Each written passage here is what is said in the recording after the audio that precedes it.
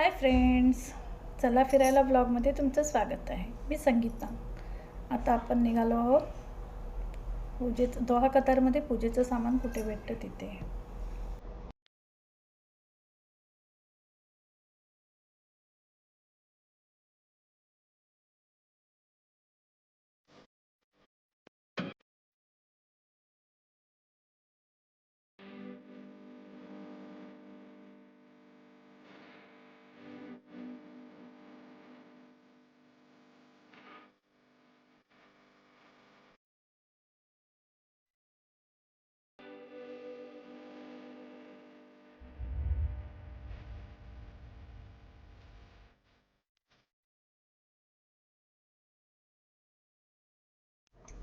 आता आपण आलो आहोत इंडियन सुपर मार्केटला. चला तर तुम्हाला आतमध्ये मग दाखवते पूजेचं सामान कुठे भेटतं. ही एंट्री आहे.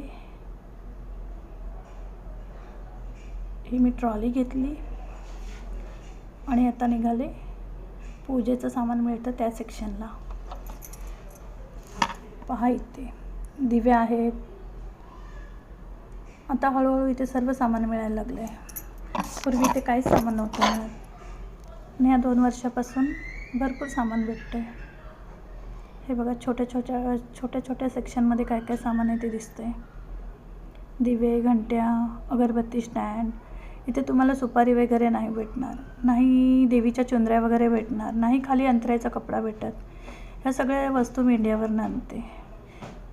हे मोजकंच सामान हल्ली भेटायला लागलं इथे. ते पण पूर्वी मी येताना सगळं इंडियावरनंच आणायचे. ह्या अगरबत्ती सेक्शन. हे बघा, मी इथे रांगोळी शोधत होती. या तांब्याची प्राईस बघा, तुम्ही दिसेल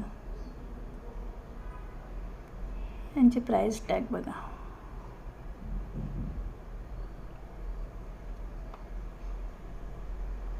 हे सगळं सामान आहे. ह्या अगरबत्त्या, धूप, हे धूप आहेत.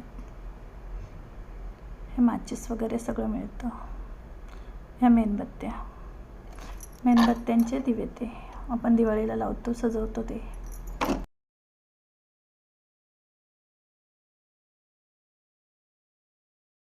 आता आपण पाहूया पूजेला लागणारं सामान. हे पूजेचं सामान आहे.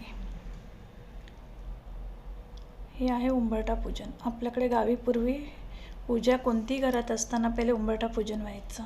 पण इथे उंबरठा नसल्याने मी दाराची अशी पूजा करते बघा, आणि देवांना आमंत्रण करते. आपल्याकडे विड्याची पानं भेटतात, इथे विड्याची पानं भेटत नाहीत.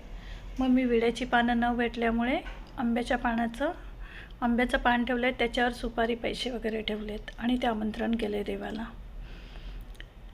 पूजेला बसताना आपण स्वस्तिक काढून घेतो पहिले. ही पूजेची सुरुवात. आता आपण करूया कळस मांडणी. हे तांदळाने अष्टकमळ काढून घ्यायचं, त्याला 8 पाकळ्या येतील असं काढायचं आणि त्याच्यावर कळस ठेवायचा. इथे पानं नाही भेटत, आपल्याला लागतात ना 5 डहाळे 5 झाडांचे, ते नाही भेटत. मग मी आंब्याच्या पानांचा उपयोग केला इथे. मी इथे जे भेटेल त्याच्यावरती समाधान मानते, कारण की इथे प्रत्येक गोष्ट आपल्या मुंबईप्रमाणे या इंडियाप्रमाणे नाही भेटत. सर्वात पहिले आपण गणेश पूजन करून घ्यायचं आहे. गणपतीच्या पानावरती, विड्याच्या पानावरती सुपारी ठेवायची, त्याची पूजा करायची. त्यानंतर दीपप्रज्वलन करायचं. दीपप्रज्वलनानंतर सुरुवात करूया पूजेला. त्यानंतर लक्ष्मीची पूजा करायची, फोटो मांडायचा, फोटोची पूजा करायची. बाप्पांना खडीसाखरेचा गुळ खोबऱ्याचा नैवेद्य दाखवायचा. देवीला दूध साखरेचा नैवेद्य दाखवायचा. 5 फळांचा नैवेद्य दाखवायचा. खूप साधी सोपी पूजा आहे ही. वाटली माझी साधी सोपी मांडणी ही कमेंटमध्ये मला नक्की कळवा. श्री महालक्ष्मी व्रताची कथा, गुरुवारची कहाणी. एका भक्तानं श्री महालक्ष्मी व्रताची कथा, गुरुवारची कहाणी. ही कहाणी वाचल्याने किंवा ऐकल्याने दुःख, दारिद्र्य, काळजी दूर होते. श्री महालक्ष्मीच्या कृपेने समृद्धी, संपत्ती, ऐश्वर्य, वैभव प्राप्त होते. मनाची इच्छा पूर्ण होते. श्री महालक्ष्मीचे नावे रूपे अनेक आहेत. सर्व भूतांच्या ठिकाणी ती छाया, शक्ती, तृष्णा, शांती, जाती, लज्जा, शांती, श्रद्धा, कांती, वृत्ती, स्मृती, दया, दृष्टी, माता, अधिष्ठाती व लक्ष्मी रूपाने राहते. तिला नमस्कार असो.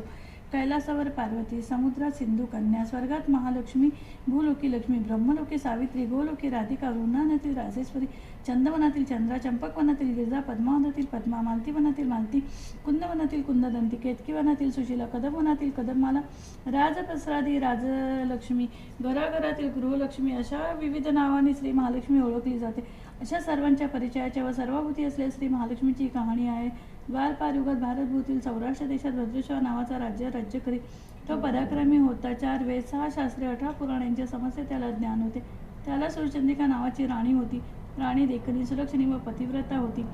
त्या दोघांना 7 पुत्र व त्यांच्या पाठीवर एक कन्या झाली. कन्याचे नाव ठेवले होते शांबाला. एकदा महालक्ष्मीच्या मनात आले आपण त्या राजाच्या राजप्रसादी राहावे. त्यामुळे राजा अधिक सुखी होईल, प्रजेला अधिक सुख देईल. गरिबाकडे राहिला तो सारी संपत्ती स्वतःकरताच खर्च करेल. म्हणून महालक्ष्मीने वृद्ध ब्राह्मण स्त्रीचे रूप घेतले व ती काठी टेकत सुरचंद्रिका राणीच्या महालासमोर उभी राहिली. म्हातारी असली तरी ती तेजस्वी दिसत होती. तिला पाहताच एक दासी पुढे आली. दासीने वृद्ध ब्राह्मणीची नीट विचारपूस केली. वृद्ध ब्राह्मणीचे रूप घेतले. श्री महालक्ष्मी माता म्हणाली, बाळ, माझं नाव कमळा, माझ्या पतीचे नाव भुवनेश. आम्ही द्वारकेला राहतो. तुमची राणी पूर्वजन्मी एका वैश्याची पत्नी होती. तो वैश्य फार दरिद्री होता. रोज त्या दोघांची भांडणे होत. मग नवरा तिला खूप मारझोड करी. या जाचाला त्रासलेली ती वैश्यपत्नी कंटाळली, घर सोडून निघाली. राणीवणी उपाशी भटकू लागली. तिची ती दशा बघून तिची त्या द्या आली. धन संपत्ती सुख समृद्धी देणार श्री महालक्ष्मी व्रताची मी तिला माहिती सांगितली. माझ्या सांगण्याप्रमाणे तिने लक्ष्मी व्रत केले. तिला महालक्ष्मी प्रसन्न झाल्यामुळे तिचे घर दारिद्र्य संपलं. तिचं घर संपत्ती व समृद्धीने भरलं. तिच्या जीवनात आनंदी आला. पुढे ती पती पत्नी निधन पावले.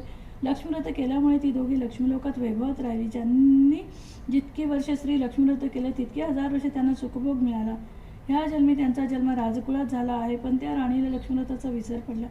त्याची आठवण करून देण्यासाठी मी मुद्दाम आले आहे. वृद्धीचे ते बोलणे ऐकून दासीच्या मनात जिज्ञासा उत्पन्न झाली.